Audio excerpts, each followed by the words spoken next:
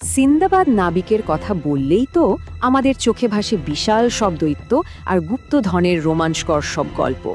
কিন্তু জানেন, তার সবচেয়ে বড় অভিযানটা ছিল আসলে নিজের বিরুদ্ধেই।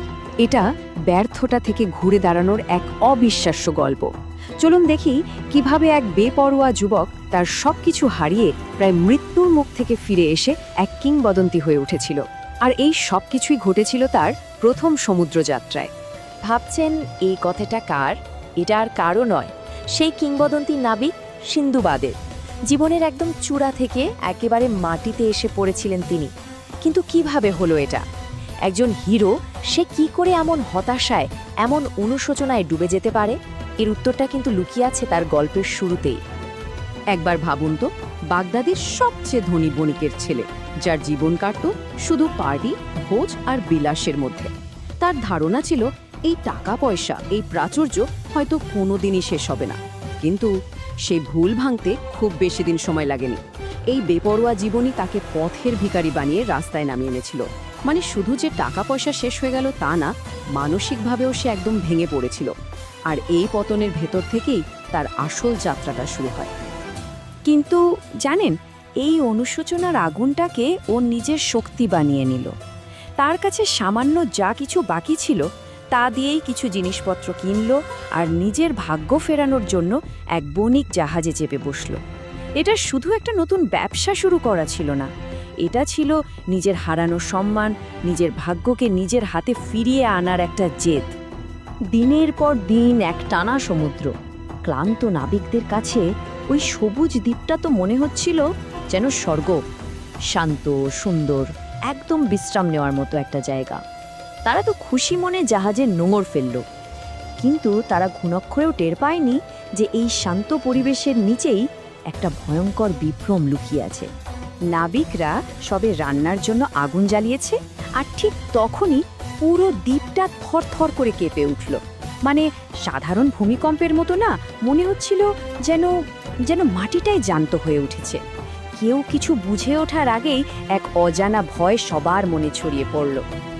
আর তখনই ক্যাপ্টেনের সেই আতঙ্কিত চিৎকার। আসল সত্যিটা সামনে এলো। ওটা কোনো দ্বীপ ছিল না, ছিল সমুদ্রের বুকে ঘুমিয়ে থাকা এক বিশাল তিমি মাছ। তাদের জ্বালানো আগুনের গরমে সেই ঘুমন্ত দৈত্যটা জেগে উঠেছিল। এক মুহূর্তে তাদের নিরাপদ আশ্রয়টা একটা জীবন্ত দুঃস্বপ্নে পরিণত হলো। তিমিটা বিশাল এক ঝাঁকুনি দিয়ে গভীর সমুদ্রে ডুব দিল। বাকিরা কোনো মতে জাহাজে উঠতে পারল, সিন্দাবাদ পারল না। যে ভাগ্য ফেরাতে সে সমুদ্রে এসেছিল, সে সমুদ্রই যেন তাকে গিলে খেতে এলো। আবারও সে একা, নিঃস্ব, কিন্তু এবার তার চারপাশে শুধু উত্তাল ঢেউ আর মৃত্যু। যখন মনে হচ্ছিল সব আশা শেষ, ভাগ্য তাকে ভাসিয়ে নিয়ে গেল এক সত্যিকারের দ্বীপে। কিন্তু বিপদ এখানেও অন্য রূপে হাজির। সে দেখল কিংবদন্তির সেই রূপ পাখির বাসা, এমন এক বিশাল পাখি যা কিনা হাতি পর্যন্ত তুলে নিয়ে যেতে পারে। অন্য কেউ হলে তো ভয়েই শেষ, কিন্তু সিন্দাবাদ, সে এই ভয়ঙ্কর বিপদের মধ্যেই দেখল পালানোর একটা রাস্তা। আর এখানেই কিন্তু আমরা একদম অন্য এক সিন্দাবাদকে দেখতে পাই। আগের সেই বেপরোয়া, চিন্তা ভাবনাহীন যুবক নয়, বরং স্থির আর বুদ্ধিমান এক মানুষ। সে ভয় পেয়ে হাল ছেড়ে দেয়নি, বরং এই অসম্ভব বিপদটাকে কাজে লাগিয়ে এক দুঃসাহসী পরিকল্পনা তৈরি করল। বিপদকে সুযোগে পরিণত করার এই বুদ্ধি তাকে সবার থেকে আলাদা করে তোলে। কিন্তু তার প্ল্যানটা ঠিক যেমনটা সে ভেবেছিল তেমনটা হলো না। রুখ পাখি তাকে কোনো লোকালয় নয়, ফেলে দিল এক দুর্গম উপত্যকায়।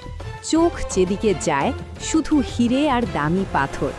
কিন্তু এই স্বপ্নের মতো জায়গাতেই লুকিয়েছিল এক ভয়ঙ্কর সত্যি। পরিস্থিতিটা ছিল আসলে একটা অদ্ভুত ফাঁদ। একদিকে তার স্বপ্নের থেকেও বেশি সম্পদ, যা তার সব কষ্ট দূর করে দিতে পারে, আর অন্যদিকে সেই সম্পদ পাহারা দিচ্ছে বিশাল বিশাল সব ভয়ঙ্কর সাপ। সম্পদ আর মৃত্যুর এই টানাপোড়েনের মধ্যে সিন্দাবাদ তার জীবনের সবচেয়ে কঠিন পরীক্ষার মুখে পড়ল। তখন সিন্দাবাদ কিন্তু হতাশ হলো না। সে শান্ত মাথায় চারপাশটা দেখতে শুরু করলো, আর একটা অদ্ভুত জিনিস খেয়াল করলো। কিছু বণিক উপত্যকার মধ্যে মাংসের বড় বড় টুকরো ফেলছে, আর পাখিরা সেই মাংসের সাথে লেগে থাকা হিরে তুলে নিয়ে যাচ্ছে। সাথে সাথেই সিন্দাবাদের মাথায় এক নতুন বুদ্ধি খেলে গেল। সে অন্যদের কৌশলকেই নিজের মুক্তির উপায় বানিয়ে নিল। বণিকরা যখন মাংসের টুকরো থেকে হিরে সরাতে এলো, তখন সেখানে এক জীবন্ত মানুষকে দেখে তো তাদের চোখ কপালে। তারা সিন্দেবাদকে উদ্ধার করল, আর তার অবিশ্বাস্য গল্প শুনে একেবারে অবাক হয়ে গেল। অবশেষে সিন্দেবাদের লক্ষ্য পূরণ হলো। সে শুধু নিজের জীবন নিয়েই ফেরেনি, ফিরেছে তার কল্পনার চেয়েও অনেক বেশি সম্পদ নিয়ে। হ্যাঁ, সিন্দাবাদ আবারও বাগদাদের অন্যতম ধনী ব্যক্তি হল, কিন্তু এবারকার ধনী হওয়াটা একদম অন্যরকম ছিল।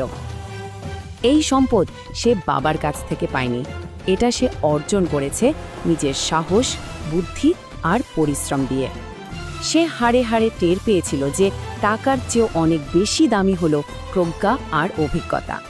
সিন্দাবাদের এই রোমাঞ্চকর যাত্রাটা আসলে আমাদের অনেক কিছু শিখিয়ে দেয়। এটা দেখায় যে ব্যর্থতা মানেই সব শেষ হয়ে যাওয়া নয়, বরং নতুন করে শুরু করার একটা সুযোগ।